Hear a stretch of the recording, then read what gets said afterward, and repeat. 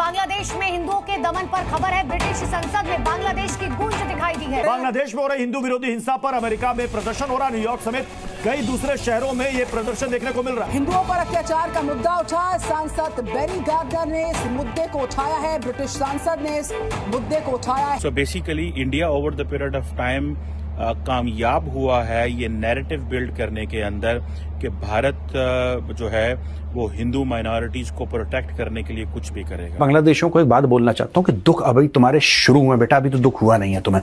जो तुम कह रहे हो ना तुम्हें दुख होता है, बड़ा दुख तुम्हें हुआ है, अभी दुख होगा। अभी अखंड भारत बनाने का समय आ गया है और उनको एकदम ईंट का जवाब अब पत्थर से देने की जरूरत है, वाइस वर्षा करने की जरूरत है। बॉर्डर को खत्म कर दो, बांग्लादेश के अंदर घुस जाओ, पूरा बांग्लादेश को समाप्त कर दो।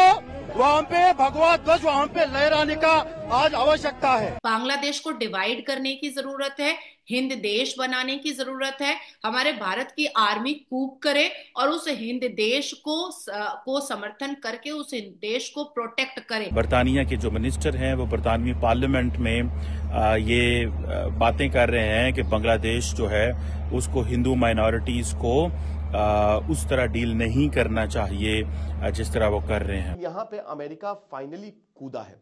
डोनाल्ड ट्रंप आने वाले हैं। डोनाल्ड ट्रंप ने अपने प्लेटफॉर्म से बोला था कि भाई मैं रक्षा करूंगा हिंदुओं की, क्योंकि उनको पता है कि हिंदू वोट्स बहुत इंपॉर्टेंट है और बांग्लादेश में जो डोनाल्ड ट्रंप की कैबिनेट है उसमें काफी हिंदू है। बांग्लादेश को डिवाइड करना चाहिए और हिंद देश बना देना चाहिए ताकि भारत की आर्मी कूप करके हमारे 7% हिंदुओं को प्रोटेक्ट करे। जैसे मैंने बताया कि इंडिया ने सेंसिटाइज किया ग्लोबल कम्युनिटी को, डोनाल्ड ट्रंप से बयान दिलवाए, बरतानिया से बयान दिलवाए जा रहे हैं। तो आप इससे अंदाजा लगा लें कि इंडिया जो है उसने बांग्लादेश को मुश्किल में डाल दिया है।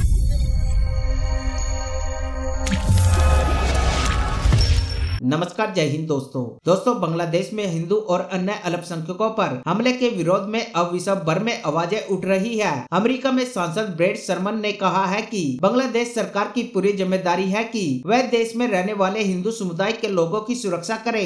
लोकतांत्रिक तरीके से चुनी हुई शेख हसीना सरकार के हटने के बाद वहाँ पर बनी स्थिति ठीक नहीं है। ब्रिटिश सांसद में प्रीति पटेल ने भी बांग्लादेश में हिंदू समुदाय के लोगों पर हमले की कड़ी निंदा की है। उन्होंने इन हमलों को संवेदनहीन और भयभीत करने वाला बताया है। इससे पहले अमेरिका में रहने वाले बांग्लादेशी मूल के हिंदुओं ने व्हाइट हाउस के समक्ष प्रदर्शन कर बांग्लादेश में हिंदुओं की सुरक्षा और धर्मगुरु चिन्मय दास की रिहाई की मांग की थी। उन्होंने बांग्लादेश की स्थिति में अमेरिका के हस्तक्षेप का आग्रह किया था, जिस पर अब अमेरिका का भी बयान आ गया है। दोस्तों, इससे एक बात तो साफ हो चुकी है कि आने वाले समय में भारत बांग्लादेश का हाल पाकिस्तान से भी बदतर करने वाला है। तो चलिए दोस्तों, इसी पर आगे पाकिस्तानी मीडिया का रिएक्शन देखते हैं। बांग्लादेश जो है वो इस वक्त भारत की ज़ेरे अताब है। बांग्लादेश के हवाले से भारत ने कुछ सख्त फैसले किए हैं और अभी बरतानिया जो है उसने ट्रैवल एडवाइजरी जारी की है कि बरतानिया ये समझता है कि बरतानवी लोगों को बांग्लादेश में नहीं जाना चाहिए, वहाँ दहशतगर्दी के वाक़यात हो सकते हैं। बरतानिया के जो मिनिस्टर हैं वो बरतानवी पार्लियामेंट में ये बातें कर रहे हैं कि बांग्लादेश जो है उसको हिंदू माइनॉरिटीज को उस तरह डील नहीं करना चाहिए जिस तरह वो कर रहे हैं। So basically India over the period of time कामयाब हुआ है ये नैरेटिव बिल्ड करने के अंदर कि भारत जो है वो हिंदू माइनॉरिटीज को प्रोटेक्ट करने के लिए कुछ भी करेगा। एक बात। दूसरी बात यह है कि इंडिया ने सबसे पहले सेंसिटाइज किया जितने भी जो इंडियन डियास्पोरा है पूरी दुनिया के अंदर उनको, कि देखें बांग्लादेश जो है उसको वो मुसलमानों का मुल्क तो जरूर है लेकिन इंडियंस को और हिंदूज को भी प्रोटेक्ट किया जाए वहां पे। ये जो एक डेवलपमेंट है मैं समझता हूँ सिग्निफिकेंट डेवलपमेंट है और इसके इंटरनेशनल इम्प्लीकेशंस हो सकते हैं बांग्लादेश के लिए। देखिए, थोड़ा सा माजी में जाएं तो शेख हसीना वाजिद थी।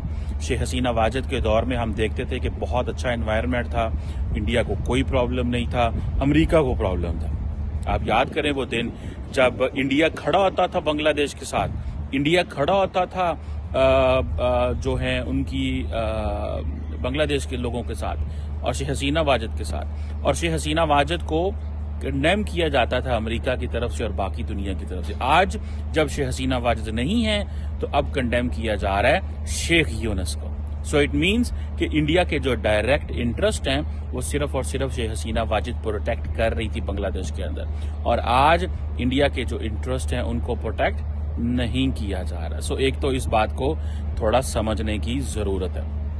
दूसरा, जैसे मैंने बताया कि इंडिया ने सेंसिटाइज किया ग्लोबल कम्युनिटी को, डोनाल्ड ट्रंप से बयान दिलवाए, बरतानिया से बयान दिलवाए जा रहे हैं, तो आप इससे अंदाजा लगा लें कि इंडिया जो है उसने एक दफा मुश्किल में डाल दिया। फ्रैंकली स्पीकिंग, इंडिया ने बांग्लादेश को मुश्किल में डाल दिया है, और इंडिया ने कोशिश की है कि जो बांग्लादेश की आउटलुक है, बांग्लादेश की जो पिक्चर है, बांग्लादेश की जो सिचुएशन है, वो नजर आए from a Muslim perspective, not from a neighbouring country. अगर आप इस चीज को अंडरस्टैंड करें कि इंडिया चाहता है कि बांग्लादेश को एज ए मुस्लिम कंट्री पहचाना जाए, एज ए नेबरिंग कंट्री तो वो पहचाना जाए, लेकिन मुस्लिम कंट्री पहचाना जाए, because if they are represented by as a Muslim country, तो और फिर वहां पे टेररिज्म जी, वहां पे एक्सट्रीमिज्म जी, वहां पे मिलिटेंसी, वहां पे जी एक्सट्रीमिज्म है, वहां पे माइनॉरिटीज की प्रोटेक्शन नहीं है। तो बेसिकली ये एक it's a challenging situation, it's a challenging situation in a way कि इसमें आपको ये पता चलता है कि भाई साहब ये अब सारे की सारी जो सिचुएशन बनने जा रही है बांग्लादेश के हवाले से, ये एक hostile environment and unstable Bangladesh होने जा रहा है। और अगर मोहम्मद यूनुस ने इंडिया के इंटरेस्ट को वॉच ना किया तो समझे बांग्लादेश मुश्किल में पड़ जाएगा। ये आप मेरी बात को लिख लें। देखिए, इंसानियत हिंदू कभी छोड़ नहीं पाता है, ह्यूमैनिटी कभी हिंदू छोड़ नहीं पाता है। हिंदू एक्चुअली में थोड़े भोले भी हैं, तो मुझे कभी कभी बहुत गुस्सा भी आता है कि this is the high time कि अब हिंदुओं को वाइस वर्सा करने की जरूरत है और प्रखर हो करके बैकफुट लेने की जरूरत है, क्योंकि ये जो भाईचारा का चूरन है ये मुसलमानों ने जानबूझ करके हिंदुओं को चटाया है ताकि उनसे फायदा लेते रहे और इन्हीं की बहू बेटियां लूटते रहे और इन्हीं का नुकसान करते रहे। अब हमारे बांग्लादेश के जो महाप्रभु हैं आइस्कॉन टेम्पल के चिन्मय जी, उनके साथ में कई बार नेशनल न्यूज पर मैं बैठी, उन्होंने तकरीबन 25 साल से ज्यादा, और आइस्कॉन टेम्पल ने 1973 से बांग्लादेश के मुसलमानों की बेटियां तक ब्याही हैं।